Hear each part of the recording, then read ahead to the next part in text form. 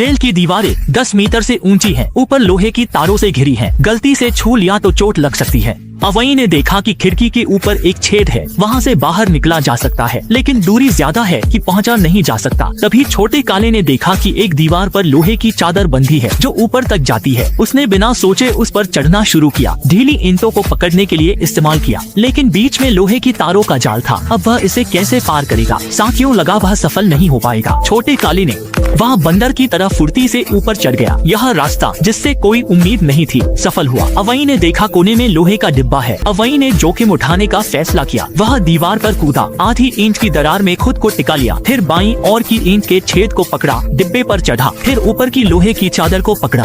उसने मुद्रा समायोजित की जब तक वह खंभे के ऊपर नहीं पहुंचा। ऊपर हाथ रखने की जगह थी, सांस लेने का वक्त नहीं था। अवई ने बाजुओं की ताकत से खुद को बाहर खींच लिया। ऊपर चढ़ना बाकी था और वह जमीन तक पहुंच सकता था। उसकी हिम्मत थी। आखिरकार वह भाग निकला। जॉर्ज ने दीवार ढूंढी जिसमें ईंटों के बीच एक उंगली जितनी दरार थी। जॉर्ज स्पाइडरमैन की तरह दीवार पर चढ़ रहा था। अब वह जमीन से करीब था, लेकिन ऊपर कोई पकड़ने की जगह नहीं थी। इस स्थिति में वह असहज महसूस कर रहा था। न ऊपर जा सकता था, न नीचे उतर सकता था। सीधी 90 डिग्री दीवार ने उसकी रीढ़ में सहरन पैदा कर दी। जॉर्ज सोचता रहा।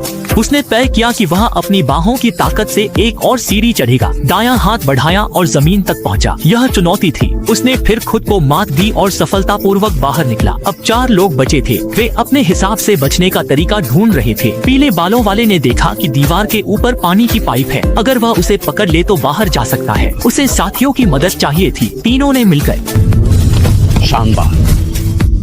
पीले बालों वाले ने दीवार की ईंटों के बीच दरार पकड़ ली। अब वह पानी की पाइप के करीब था। बस एक हाथ और ऊपर बढ़ाना था। अब वह पाइप पकड़ सकता था। उसकी बाजू की ताकत से वह ऊपर चढ़ गया। फिर वह सावधानी से पुल के किनारे पहुंचा और पीले बालों वाला भी जेल से भाग निकला। मोटा लड़का जर्जर दीवार के पास पहुंचा। उसे नहीं पता था कि ऊपर की लोहे की चादर उसके 100 किलो से ज्यादा वजन सह पाएगी या नहीं। लोहे की चादर ने उसका वजन सह लिया, लेकिन वह अभी भी धातु से दूर था। मोटे लड़के ने चादर के किनारे पकड़कर ऊपर हाथ नीचे से साथी ने मदद की। आखिरकार वह चादर के ऊपर पहुंच गया। आगे का काम उसे खुद करना था। मोटा लड़का धीरे धीरे सरका, धातु पकड़ ली और कदम ऊपर चढ़ता गया। आखिरकार वह जमीन तक पहुंच गया। वह भी बाहर निकल आया। सिर्फ 2 लोग बचे थे। बंदर जैसे लड़के को भी एक इमारत मिल गई। टेबल लैंप शायद उसके काम आ जाए। वह ऊपर चढ़ने की कोशिश करता है, लेकिन पुरानी बिजली की तारें मजबूत नहीं है। उसे ईंटों के छेद पकड़ने और कोने की दीवार सहारा लेना पड़ता है। बंदर जैसे लड़के ने ऊपर टेबल लैंप के फिक्सिंग को पकड़ लिया जो मजबूत था और इंसान का वजन सह सकता था। बंदर ने खुद को बचा लिया। वह भी बाहर आ गया। अब सिर्फ जैक बचा था। तुम्हें क्या लगता है, किसका तरीका आसान था? अगर तुम होते तो कौन सा रास्ता चुनते?